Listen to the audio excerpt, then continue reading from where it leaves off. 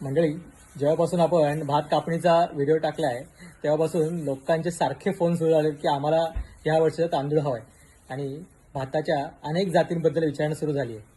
पण जरा थांबा, हा तांदूळ आपण लगेच विकत नाही होत. याच्याकरता भात कापणीनंतर तांदूळ मुरण्याकरता एक खास प्रोसेस असते. ती माझ्या मागे जर बघाल तर इथे बांबूच्या अशा आपण ह्या कणग्या बनवलेल्या आहेत आणि ह्या कणग्यांना असं वरनं आता सारवायचं काम चालू आहे.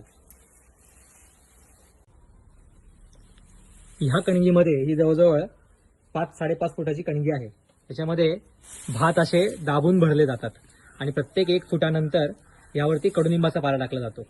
त्याचबरोबर शेवटच्या लेअरमध्ये हे भात भरून त्याच्यावरती हे भाताचं काड म्हणजे भाताचं गवत अंथरलं जातं आणि त्यानंतर हे अशा प्रकारे सारवून गाईच्या शेणाने सारवून ते सील केलं जातं.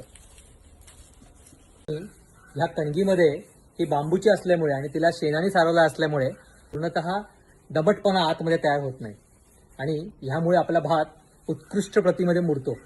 आणि असा हा मुरलेला भात पचायला हलका, सर्व गुणांनी उपयुक्त आणि त्याची स्वाद आणि त्याचा सुगंध ह्या कणगीमध्ये तयार होतो. आणि ह्या कणगीमधनं काढल्यावरच जानेवारीमध्ये हा भात आपण विक्रीकरता उपलब्ध करणार आहोत. तसं तर ही जी कणगी आहे ही आपली पारंपरिक साठवायची एक पद्धत आहे, ज्याच्यामध्ये अगदी 5 ते 10 वर्षापर्यंत सुद्धा भात उत्तमरित्या सुरक्षित राहू शकतात.